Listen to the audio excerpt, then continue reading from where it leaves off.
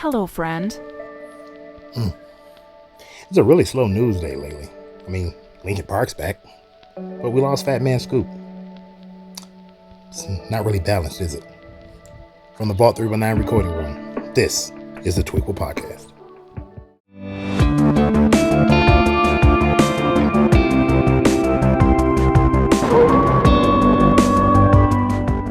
What's up, everybody? I'm Jake Alexander, the voice in the void, the lone wolf, your favorite host with a lisp. Welcome to another episode of the Twee'quel podcast. If this is your first time, thank you very much for checking us out. We've got plenty of other episodes that you probably haven't seen, so go back and watch those. I'm pretty sure you'll find something to keep you entertained and informed. And if you've been rocking with us for a while, thank you very much. I don't care if it's 1, 5, 10, 100, or 1,000 of you. I truly appreciate every single person that decides to tune into this pokey little podcast. We usually say that at the end, don't we? But, say it at the top too. I mean it every single time I say it. We got a really good show today. We're going to be talking about the top 5 worst castings in the MCU. Linkin Park is in the news with a new album and a couple of other additions to the band that you probably want to know about. And we're also going to be talking about Terminator Zero. That was a really good anime, but how good was it? We're going to get to it. But up first, let's get to the news. So we start the news off today by saying rest in peace to Fat Man Scoop and Rich Homie Quan. Now, Fat Man Scoop, whose real name is Isaac Freeman III, he passed away earlier this week. He is known for being a rapper, radio personality, hype man, DJ. Did a lot of things within the hip hop community. He collapsed on stage actually doing a performance, and they went and checked on him, rushed him to the hospital, and he was pronounced dead a few hours after that. There's no word of the causing of his passing thus far, but they do have an autopsy already scheduled, so I'm pretty sure they'll pass out that news later on when they get around to it. Rich Homie Quan, whose real name is DeQuantez Devontae Lamar, he passed away just yesterday, Thursday, day before yesterday, I should say, Thursday. He had mainstream success with hits like Type of Way in 2013 and Flex in 2015. It's no cause of death for him as well. They did an autopsy just yesterday on Friday, but they still haven't let out the cause of death. But to either one, it really doesn't specifically matter. Fat Man Scoop was 56 and Rich Homie Quan was only 34. Box office, #1 film like it has been for the past few weeks on and off. Deadpool and Wolverine still sitting at now $1.27 billion. #2, Alien Romulus moves up from #3 to #2, now sitting at $290 million. All these numbers are worldwide, by the way. And coming into #3 over the Labor Day weekend, oddly enough, is Reagan, a biography about the 40th president of the United States, taking in $12.5 million in limited theaters. So that's pretty good for basically an independent film just put out there on a whim. So, it's pretty good. It's good to see independent films actually make a splash in theaters, right? We want that. We want a healthy mix of movies making money at the theaters if we are going to get this industry right. Deadpool and Wolverine, I'm saying it now, it is just not going to catch Inside Out 2 to become #1 film of the year. When Inside Out 2 left theaters to hit streaming, which I think that's coming up very soon, they left with $1.66 billion. Deadpool and Wolverine is just not going to catch that. So, but if they're going to come in #2 behind that juggernaut for the year, then that's no shame to it. Inside Out was a fantastic movie. Watch a review. We actually did a review on it not too long after it after it came out. So watch the review for that. It is a really good movie. New in theaters this week, which it will affect our weekend watch list, is Beetlejuice, the follow-up from the original back in 1986. I can't remember the year. 1988, by the way. That was the original. This is the follow-up to that. It is done by Tim Burton. Michael Keaton does return as Beetlejuice. Winona Ryder does return as Lydia, and it does add in Jenna Ortega, who we actually will be talking about right after the news because of something she said. And I think you'll find it interesting. But I cannot wait to see that movie. And don't forget to follow here on the channel because we will review it and we will be talking about it because it is one of the hyped up movies that I really did want to see this year. But don't forget to follow so you can't hear it. If you are a film of the Oceans trilogy that was directed by Mike Soderbergh, then you might as well get ready for a new one because it looks like we're going to get Oceans 14. While that is not exactly the title, that is the running title right now to when they announced it. So Brad Pitt and George Clooney will return to their roles as Danny Ocean and Rusty, respectively. But Mike Soderbergh does not return as the director. So this is going to be directed. They're trying to get Edward Berger who is being said to they want to direct this. And his last two movies that he directed was Conclave and All Quiet on the Western Front, the remake that came out not too long ago, which is for me, if it's not going to be Steven Soderbergh, I said Mike, I'm sorry, if it's not going to be Steven Soderbergh directing this one, who had his finger on the pulse and he understood the characters of the original trilogy, I don't know how this one is going to turn out, but I will go see it anyway because I am just a big fan of the trilogy. I even like the Ocean's 8, which was the all-female cast. It really wasn't that bad of a movie, even though everybody kind of shit on it because it was an all-female cast. But whatever happens with this, when we get more news, I will let you know.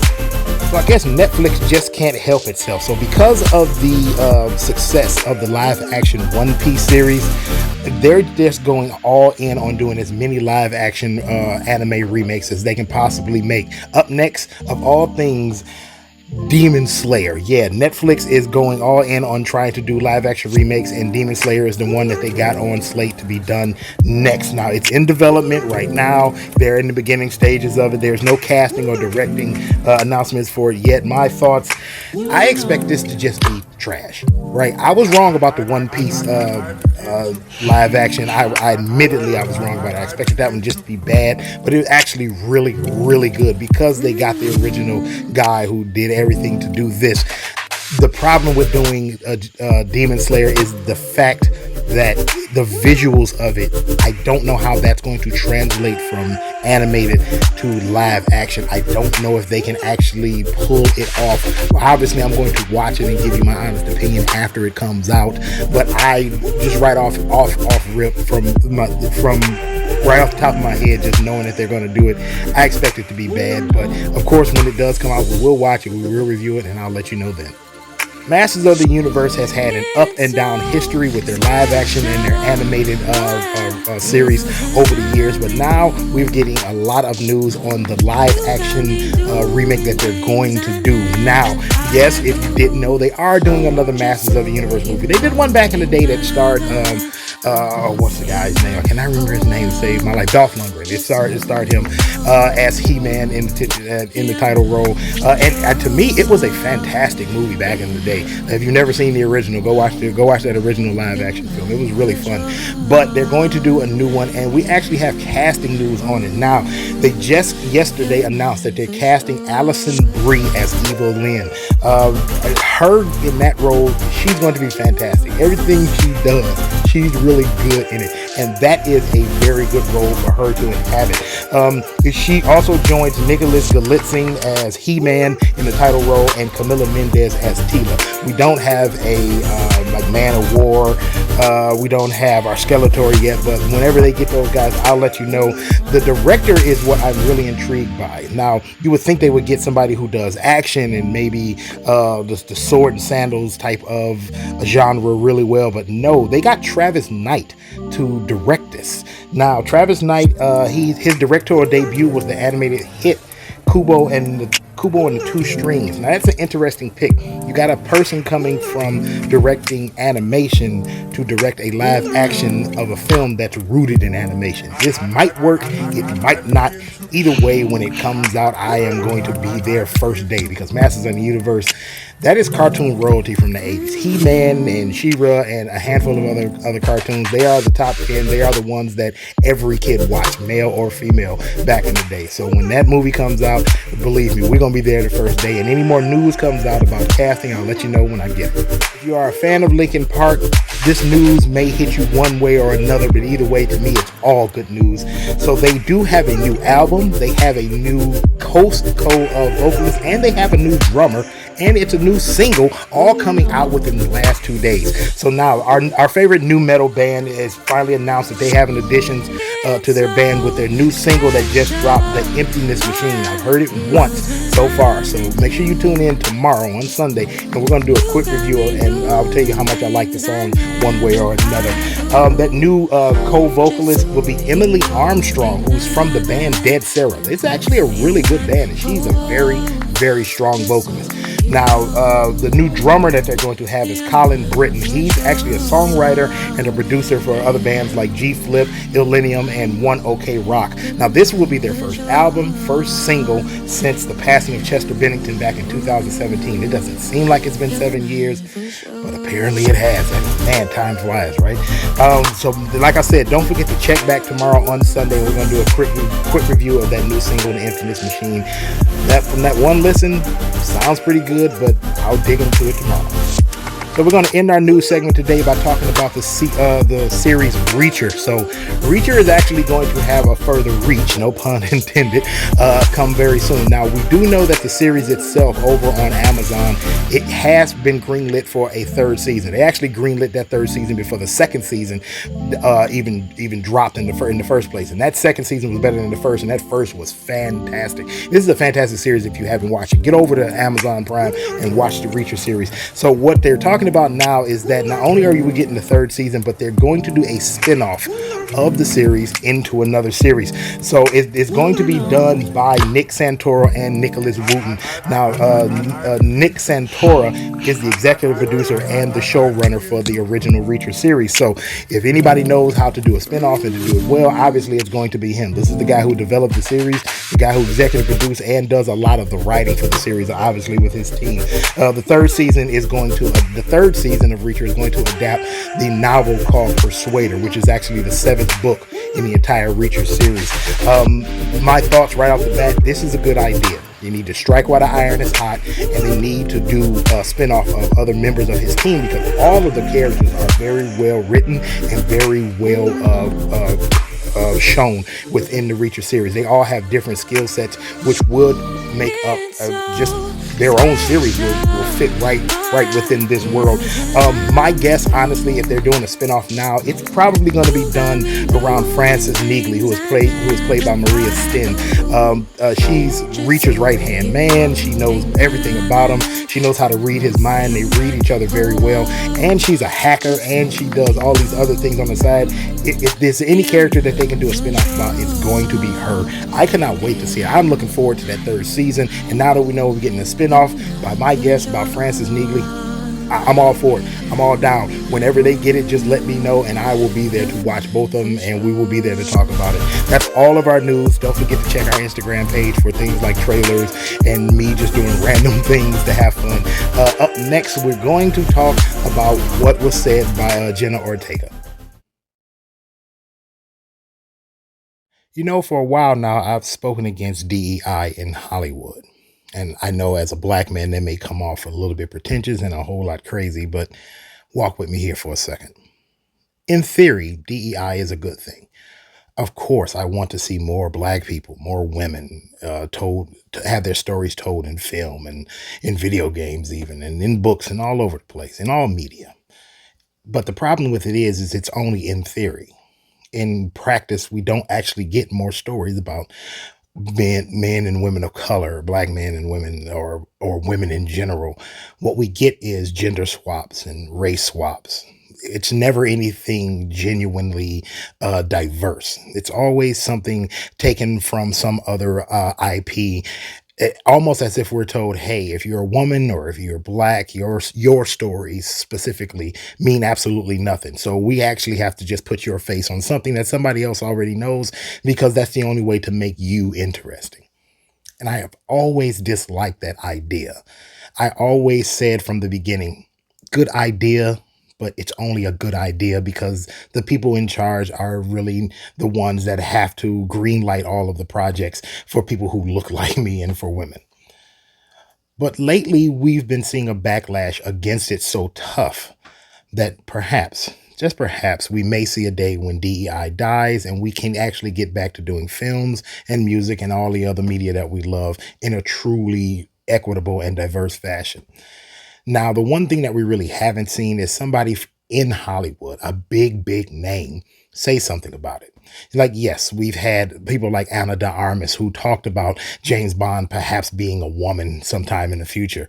Even she went to the lengths of saying that she doesn't want to see Jamie Bond.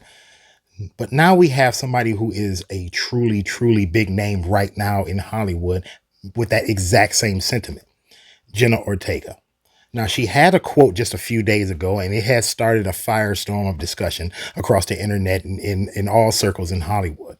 The quote reads, "I love that there's a lot more female leads nowadays. I think that's so special, but we should have our own. I don't like it when it's like a spinoff. I don't want to see like Jamie Bond, you know?" So why do I bring it up if Anna de Armas has said this and a handful of other actors in Hollywood have said this? It's because, like I said, we haven't actually had a gigantic name actually step to the forefront and challenge DEI. We've had smaller names, and while Anna de Armas may be a big name in Hollywood, compared to her contemporaries, she's still on the up and coming. Jenna Ortega, on the other hand, is the current it girl in Hollywood. She's Wednesday Addams. She's going to appear as Winona Ryder's daughter in Beetlejuice. She is the it girl, period, end of story. And for her to step forward and to say these words to back up the idea that, hey, just because that the property is profitable and famous already, that doesn't mean you need to gender swap or race swap to a certain extent just to make it more interesting, just to say you're doing something to appease the DEI folks. That's not being woke. That's being pandered to. And it's not being pandered to in the traditional way that we all have been pandered to. Yes, all movies and video games, anime, books, music, everything is pandering. You have a certain audience when certain pieces of art are being made, and it's being made specifically for them. So yes, it's pandering. But when it's being made genuinely because that person wants to make it, and whether that person be a female or black or male or whatever, that's not really a bad idea for pandering. You have your audience and you appeal to them. But what we have now in Hollywood and across all media is pandering in the worst kind of way. They are literally telling people of color and women, hey, you're just not interesting. We don't need to do your specific story. We'll just stick your face on this guy and now it's a female. We'll just stick your skin tone on this person and now they're black or, LGBT. We don't need that type of pandering. Let's just go back to the old way of doing things. Stories across the board for women, people of color, LGBT. It doesn't matter where they're from. There are stories to be told for everybody. We just have to be patient and we just have to be brave enough to tell those stories and tell everybody who don't like them, hey, don't worry about it. This isn't for you. There are plenty of things out there for you and everybody can get along. And maybe, just maybe, Hollywood can get back to making money in the movie theaters as well.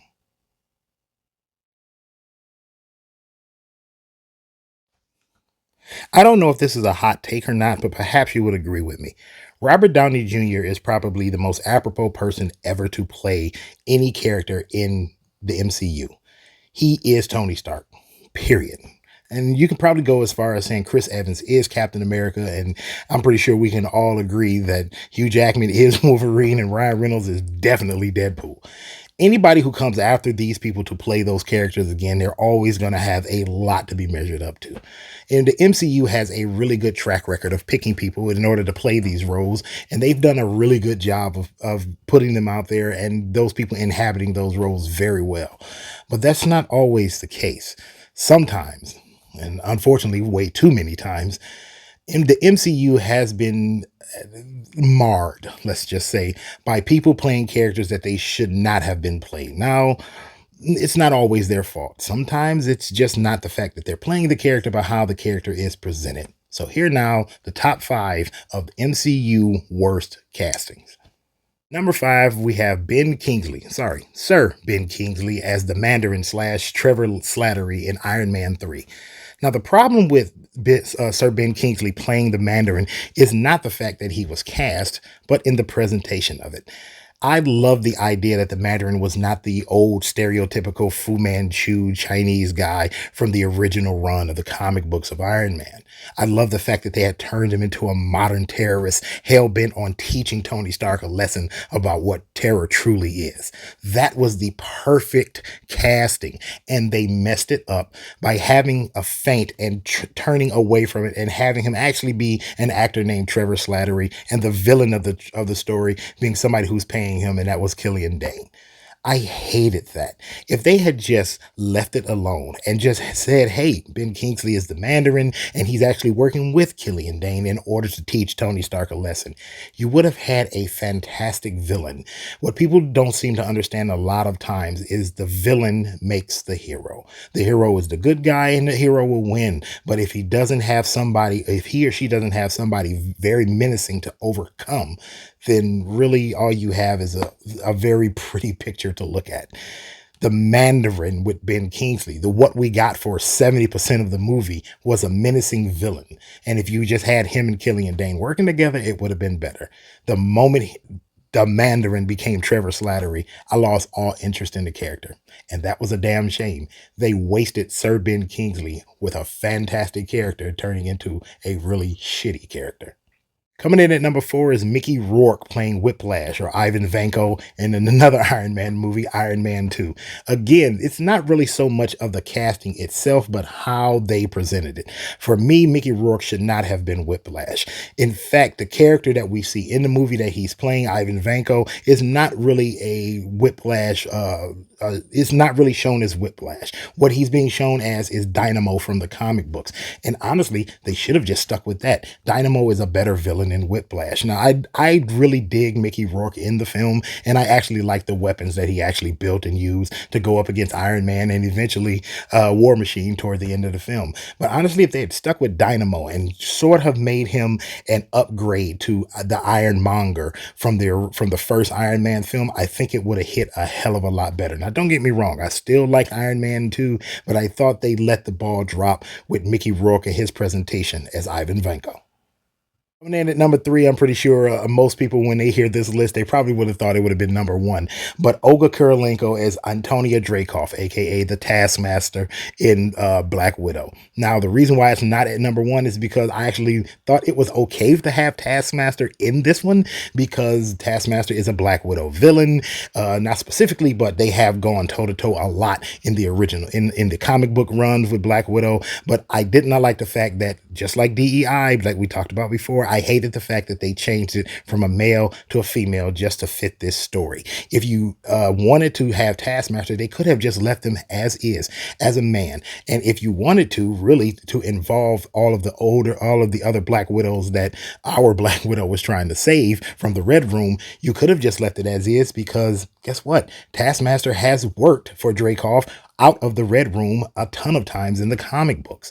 They did not need to change it. The fact that they changed it from male to female was the first problem. The second one, the fact that Taskmaster was defeated.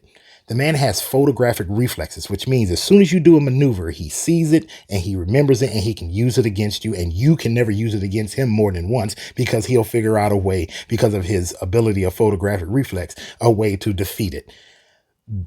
There's no reason for Taskmaster to have been defeated by Black Widow. Not this go round. If you wanted to, they should have just left it a male. And what should have happened is that all of the other Black Widows that our Black Widow had freed from the spell of the Red Room, they should have ganged up on him just long enough for them to defeat him and to escape together, and Taskmaster could have popped up another time. That's how you really keep good villains going. Not really killing them, but getting away by the skin of your teeth. Coming in at number 2, Gore the God Butcher, played by Christian Bale in Thor: Love and Thunder. Now, this one was just wrong all the way around. Yes, Christian Bale is a really good actor. We all know him as Batman, but he's done other great films like American Psycho. And if you've never seen that one, shame on you, because it is a classic film, by the way. He should have never been cast, in my opinion, as Gore the God Butcher. Here's why. Christian Bale is too big of a name to actually look like Gore the God Butcher from the comics. Gore in the comics looks like an alien. Well, not so much looks like an alien. He's an alien. And he doesn't look anything like a human. And the fact that they hired Christian Bale to do it, the problem is you knew they were never going to put prosthetics on the face like that. He's too recognizable. They want that face on posters. So they should have never had him. They should have had somebody else that could have just done a great voice under the mask and been really good in the role. Plus, the way that they showed Gore the God Butcher in this film was just completely trash. There was no butchering whatsoever. For a person named Gore the God Butcher, we should have seen him taking out gods left and right. What was the point of having Thor go and visit Zeus of all people, and Gore doesn't show up and wipe out a handful of the gods that was in that giant meeting? I mean, you ain't got to kill them all, but three, four, five maybe, and have Zeus and Thor work together to like fend him off before the final battle in the film. Again, you want your villains to be menacing, angry, just complete terrors in order for the idea that your hero overcomes them and it's a great victory. And that's not what we got. Gore the God Butcher comes in at number 2 as one of the worst, and I mean one of the worst, absolute castings in MCU history. So now we've come down to number 1. Now, if I have Gore the God Butcher and Olga Kurylenko as Taskmaster already on the list, and you might be asking who is the absolute worst. Well, a lot of these were villains, but the absolute worst casting was one of our heroes, and it was one of the TV show heroes, and it was Finn Jones as Danny Rand. Now, if you have heard me talk on this podcast, I have talked about this a dozen 1,000 times, if not more. I cannot stand Finn Jones as Danny Rand in the Iron Fist series. Everything in that series was actually pretty good. The writing, very good. The setting, the casting, just shooting, everything, the acting from everybody else, very good. But then you look at Finn Jones. You tell me you read a comic book for Iron Fist. You look at Finn Jones and you tell me you see Danny Rand. No, he doesn't even look like he knows martial arts. He's just a pretty guy that they decided to stick into the series. Now, before you ask, yes, the MCU shows do recognize the Netflix shows as canon. They are indeed canon now. Feige has said that they have happened concurrently along with the movies at different points in time, and they actually have a book with the roadmap and which shows where the shows fall in the grand scheme of the timeline for the MCU. So yes, they are in fact MCU canon, which is why I'm actually using him. But again, going back to what I said, Finn Jones does not look the part. He did not act the part. Nothing about him to me says Danny Rand. Nothing about him to me says that he's one of, if not the greatest martial artist at that time inside of the MCU. Nothing about him works. I could not stand him the entire run of the Iron Fist series. And when they all came together for the Defender series, I still couldn't stand him. Now, there is some talk that they are going to bring back everybody from those Netflix shows and bring them into the MCU and have more down home, just earth-based stories for those heroes and maybe sprinkle in people like Spider-Man. And I am all for that. Now, I personally would not have Finn Jones back as Iron Fist. I'll move on from him and have Colin Wing in the center front for the Iron Fist series, just like in the comic book. But if I have to take Finn Jones in order to get everybody back, especially Michael Coulter as Luke Cage, then fine. I guess I'll acquiesce and allow him back. But absolutely for me, Finn Jones as Danny Rand in the Iron Fist series is the absolute worst casting that they have ever done. But that's just me. You tell me what you think in the comments, and when we come back, we're going to talk about Terminator Zero.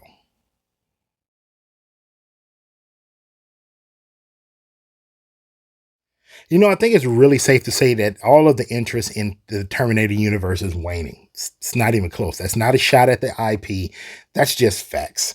And if you don't believe me, just take a look at the reception for Terminator Genesis and Terminator Dark Fate. Nobody liked either one of them. But the franchise may have just been saved or at least reinvigorated with this new Terminator Zero. Now, Terminator Zero isn't a new take on the universe of killer machines and humans being the resistance. No, it's not. This is an expansion of the universe from with all of the best parts of Terminator being the focus. And there is also a focus on the ability, on family and the ability to change an unseemingly changeable fate. So our story, which is very similar to the first movie. You have a future resistance fighter who is named Ico in this one, traveling back to 1997 to find a scientist named Malcolm Lee.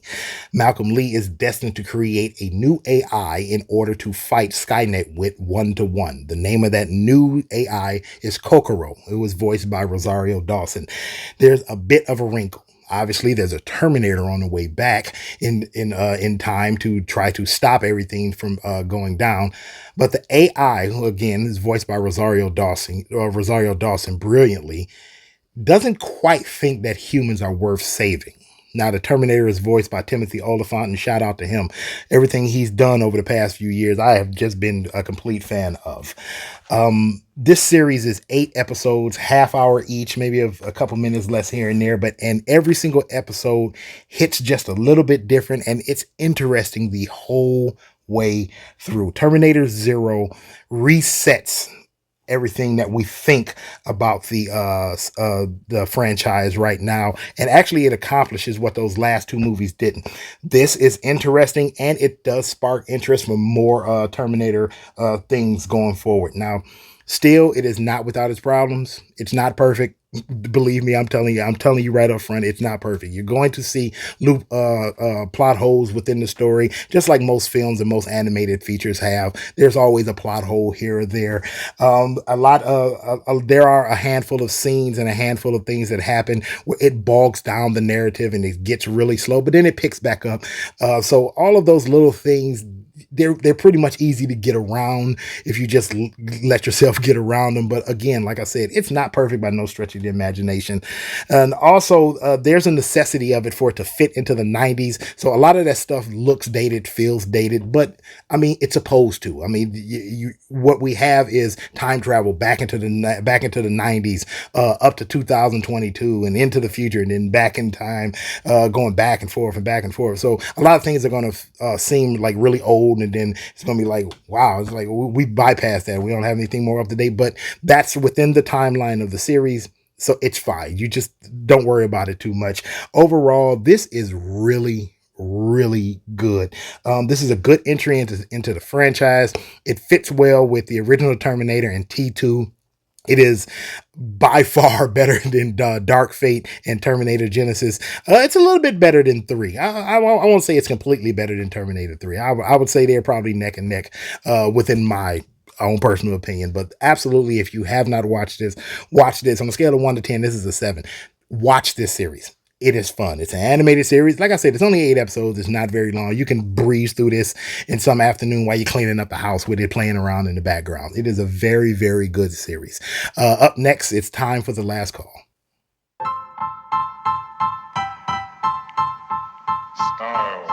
So that's it, and that's all. It's time for the last call. I want to thank each and every single one of you for tuning in this week. You didn't have to do it. You did not have to be sitting down on your phone or in front of your computer or watching on your TV here on YouTube and listen to this pokey little podcast and listen to me prattle on. But you did, and I truly appreciate it. I said it at the top, and I'll say it right here again. I don't care if it's 1, 5, 10, 100, or 1,000 of you. Thank you very much for tuning in and hanging out with me. I love doing this, and I truly appreciate everybody that tunes in. Our weekend watch list this week is only 2 things. And actually, it's the same thing. Well, almost. So with the new film coming out, Beetlejuice, I haven't gone to see it. I am going to see it this afternoon or maybe even tomorrow on Sunday. Before I go see those, I'm going to sit down and watch the original film, and I'm actually going to watch the animated cartoon that came out in 1989. So our weekend watch list goes like this. Our film and our nostalgia pick is Beetlejuice from 1988, the original film, and our animation and our series pick is Beetlejuice from 1989, the cartoon. I am going to watch all of that before I go see the movie. Not so much just to get into the, not so much to get reacclimated to the original story, but just to experience all of that before I go see it and get myself in a good frame of mind to watch the new film. I cannot wait to see it. I got a feeling it's going to be really good, but we shall see. And next week we will review it. And program note, next week will actually be our last episode for September. We won't do any more until October rolls around. I got a handful of work to do here at the vault right now. As I produce these episodes, we're standing behind the bar, but I don't want to do it from the bar anymore. So what we're going to do is I am going to shut down the bar, and when we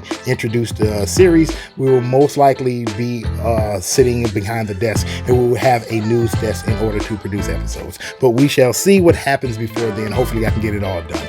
But either way, I want you to get out there, enjoy your weekend, take care of yourself, take care of everybody around you, stay hydrated and stay blessed. Don't do anything to harm yourself. And remember, if you are feeling alone and you do need somebody to talk to, remember, you're never alone. Pick up the phone, dial or text 988. There's always somebody there, believe me. And if you want to talk to me, hey, look, there's comment section right there. Come over to the IG page, send me a message, anything. I answer everybody that sends me a message. I had a ton of them. I may not talk about it here, but whenever somebody messages me or puts in a comment, I answer every single one of them as fast as I possibly can anyway.